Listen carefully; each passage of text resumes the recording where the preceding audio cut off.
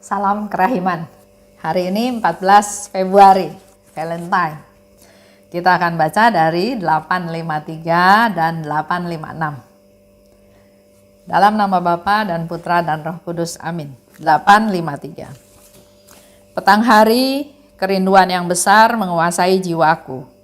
Aku mengambil brosur itu dengan gambar Yesus yang Maha Rahim di dalamnya dan mendekapkannya ke hatiku, dan kata-kata ini muncul dari jiwaku. Yesus, kekasih yang kekal, bagimu aku hidup, bagimu aku mati, dan aku ingin menjadi satu denganmu. Tiba-tiba aku melihat Tuhan dalam keindahan yang tak terperikan. Ia memandangku dengan ramah dan berkata, "Putriku, aku pun turun dari surga karena cinta akan dirimu. Bagimu aku hidup, bagimu aku mati, dan bagimu aku menciptakan surga." Lalu Yesus mendekapkan aku ke hatinya dan berkata kepadaku, "Tidak lama lagi, tenanglah putriku." Ketika aku sendirian, jiwaku dikobarkan dengan keinginan untuk menderita sampai saatnya Tuhan akan berkata, "Cukup." Dan kalaupun aku harus hidup selama 1000 tahun dalam terang Allah, aku merasakan bahwa waktu itu hanyalah sekejap. Jiwa-jiwa, tulisannya nggak diselesaikan ya. 856. Dalam meditasi pagi hari, aku merasa tidak tertarik dan jijik pada segala barang ciptaan.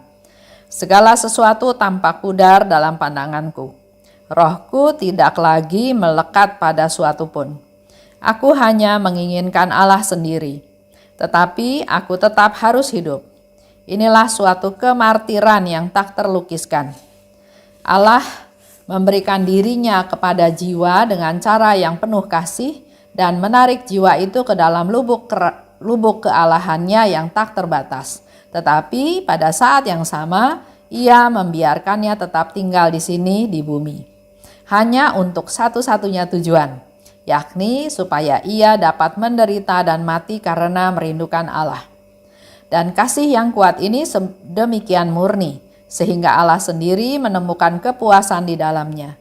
Cinta diri tidak dapat menghampiri karya-karya jiwa itu, karena di situ segala sesuatu sungguh dipenuhi dengan kepahitan, dan karena itu serba murni. Hidup memang terus-menerus menderita, menyakitkan dan mengerikan. Tetapi sekaligus ia merupakan lubuk kehidupan sejati dan kebahagiaan serta kekuatan jiwa yang tak terselami. Dan karena itu, jiwa mampu melaksanakan perbuatan-perbuatan besar demi Allah. Petang hari, kerinduan yang besar menguasai jiwaku. Dan aku mengambil brosur gambar Yesus yang Maha Rahim. Jadi ada gambar seperti ini ya, leaflet, brosur. Petang hari Suster Faustina begitu merindukan Tuhan Yesus dan dia mendekapkan gambar itu ke dadanya, dan Suster Faustina berkata ya, "Yesus, kekasih yang kekal, bagimu aku hidup, bagimu aku mati. Aku ingin jadi satu denganmu." Ini satu ungkapan doa penyerahan ya kepada Tuhan. Bukti kasihnya Suster Faustina kepada Yesus. Kita juga bisa ungkapkan hal yang sama, dan di sini diceritakan Yesus menanggapi doanya Suster Faustina. Karena tiba-tiba Suster Faustina melihat Tuhan dan berkata, "Putriku, aku pun turun dari surga karena cinta akan dirimu. Bagimu aku hidup, bagimu aku mati, bagimu aku menciptakan surga." Kata-kata ini juga coba direfleksikan kepada kita pribadi lepas pribadi. Bagimu Elizabeth, aku hidup. Bagimu Elizabeth, aku mati. Bagimu Elizabeth, aku menciptakan surga. Jadi memang Tuhan menciptakan surga, menyediakan surga buat kita semua anak-anak yang dikasihinya. Yesus mendekapkan aku ke hatinya. Langkah selanjutnya selain apa yang dikatakan oleh Yesus, Yesus mendekapkan Suster Faustina ke hatinya. Dan dikatakan, "Tidak lama lagi, tenanglah putriku. Yesus sangat tahu ya bagaimana Suster Faustina ingin bersatu dengan Tuhan. Sering dia katakan juga hidup di dunia ini adalah tempat sampah, tempat pembuangan. Sampai kapan saya harus terpisah dengan Yesus, karena dia sangat merindukan bersatu dengan Yesus. Sehingga Yesus tahu apa yang menjadi harapan Suster Faustina, sehingga dia katakan, tidak lama lagi, tenanglah putriku. Jadi apa yang menjadi kerinduan kita juga Tuhan Yesus bisa memberikan jawaban yang sama kepada kita. Dia tahu apa isi hati kita, apa keinginan kita, apa harapan kita ya. Yesus berkata, tenanglah, jangan takut. Tidak lama lagi. Jadi apa yang kita harapkan, Tuhan juga bisa memberikan satu jawaban seperti itu. Karena dia tahu isi hati kita. Jiwaku dikobarkan dengan keinginan untuk menderita. Suster Faustina tahu, menderita itu bukan sesuatu yang sia-sia. Menderita itu adalah satu untuk keselamatan jiwa-jiwa, untuk menjadi silih, untuk menjadi pengganti dari orang-orang jiwa-jiwa yang berdosa, yang nggak tahu terima kasih, yang nggak mau kenal Tuhan, yang nggak percaya Tuhan itu baik. Suster Faustina mau menderita asal jiwa-jiwa itu bisa selamat. Ya, jadi dia sangat merindukan penderitaan. Begitu pula dengan kita yang sedang mengalami penderitaan. Jangan fokus pada penderitaan, tapi pakai penderitaan ini menjadi sarana buat kita persembahkan itu kepada Tuhan untuk menjadi silih, untuk apa yang mungkin dibutuhkan oleh keluarga kita, oleh hidup rohani kita, oleh masa depan kita. Itu semua dikumpulkan, dijadikan satu persembahan kepada Tuhan. Diterima, dipersembahkan, dan kalau penderitaan itu dirasa berat, minta kekuatan dari Tuhan. Tuhan lebih memperhatikan orang-orang yang menderita daripada orang-orang yang sedang tidak menderita. Yesus katakan juga, aku datang untuk yang sakit, bukan yang sehat. Aku datang untuk yang berdosa, bukan yang orang benar, ya. Dan di sana dikatakan, Suster Faustina mau terus menderita sampai dia mendengar Allah katakan cukup.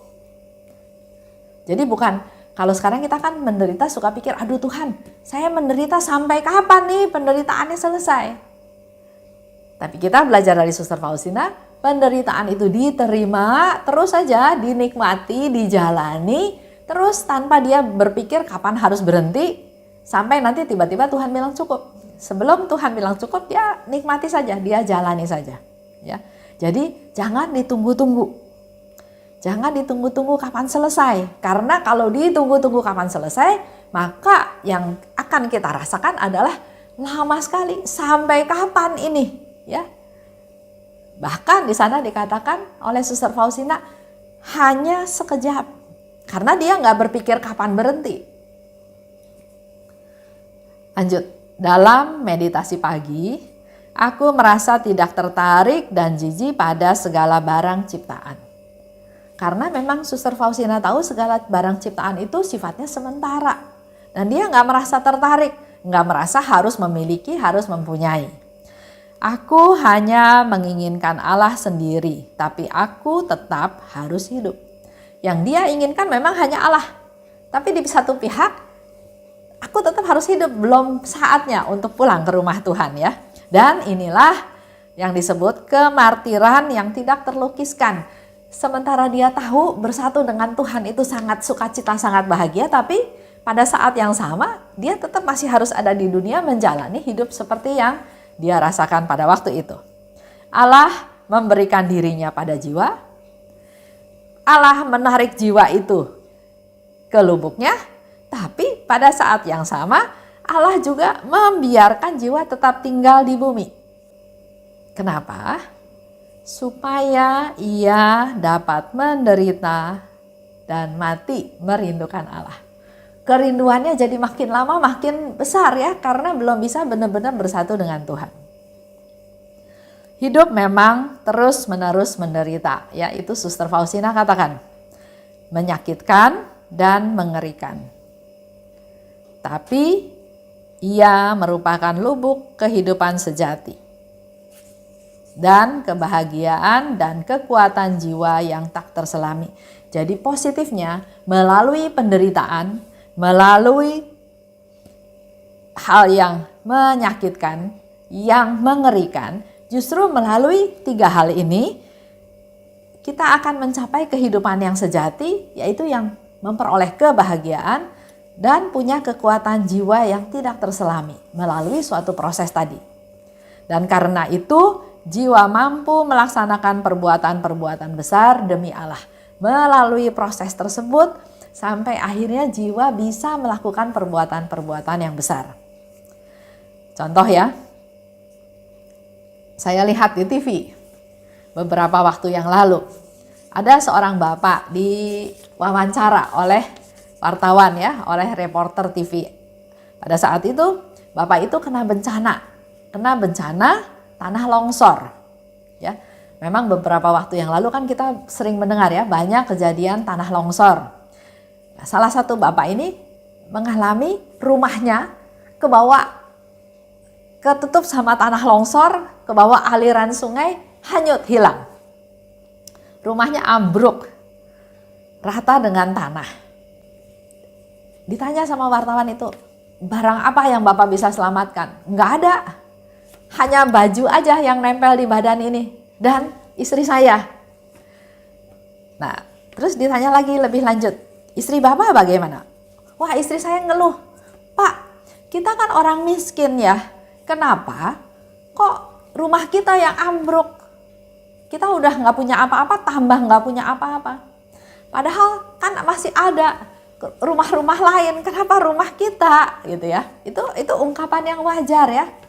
Tapi suaminya bilang, kita harus bersyukur, kita berdua masih hidup. Nggak usah rumah kita, rumah tetangga kita juga hanyut, tetangga kita juga ketutup longsor. Bahkan coba lihat, itu rumah-rumah gedong pun juga tertutup longsor, ambruk, hancur. Nah, Bapak ini ada dalam kesulitan, dalam kesusahan, dalam penderitaan. Tapi walaupun dia tidak diungkapkan syukur yang seperti meluap-luap, tapi melalui percakapannya dia bisa bersyukur. Dia tidak merasa kehilangan harta bendanya, yang tidak berarti memang karena orang tidak mampu, tapi di situ dia bisa bersyukur bahwa dia masih sehat. Dia bisa bersyukur karena istrinya juga tidak kena longsoran, tidak kena tanah longsor. Ya, jadi di sini mau diceritakan bahwa melalui penderitaan mengerikan ya, mengalami tanah longsor, menakutkan, tapi justru melalui hal tersebut timbul satu kebahagiaan, bisa bersyukur masih hidup, masih sehat, dan dia ternyata punya kekuatan jiwa yang tadinya dia nggak sadari. Begitu dia mengandalkan Tuhan, begitu dia percaya Tuhan, dan keselamatan itu datang dari Tuhan. Jadi dia nggak fokus ke harta bendanya yang hilang, karena memang hal itu bukan sesuatu yang sifatnya permanen ya, tapi semuanya sifatnya sementara. Dia bahkan mengajar suaminya, bahkan dia juga bilang ke reporter TV tersebut, ya sudah, diterima saja keadaan ini. Dan untungnya cuma barang-barang yang hanyut, yang hilang, tapi jiwa ini masih selamat. Itu salah satu contoh konkret ya. Orang mengalami susah, mengalami musibah, tapi bukan fokus kepada masalahnya, kepada penderitaannya, tapi bisa mensyukuri apa yang dia alami, apa yang masih tersisa. Mari kita tutup dengan doa. Dalam nama Bapa dan Putra dan Roh Kudus. Amin. Oh luka kerahiman, oh hati Yesus, sembunyikanlah aku di dalam lubuk hatimu. Laksana satu tetes darahmu sendiri. Dan jangan biarkan aku terlepas dari situ selama-lamanya. Kurunglah aku di dalam lubuk hatimu, dan ajarlah aku mencintai Engkau. Tuhan, Mampukan aku memahami sepenuhnya siapa dirimu. Bawalah aku masuk ke dalam rengkuhan mesramu, sejauh itu dapat ditanggung oleh kodrat insani. Amin. Dalam nama Bapa dan Putra dan Roh Kudus. Amin. Salam kerahiman.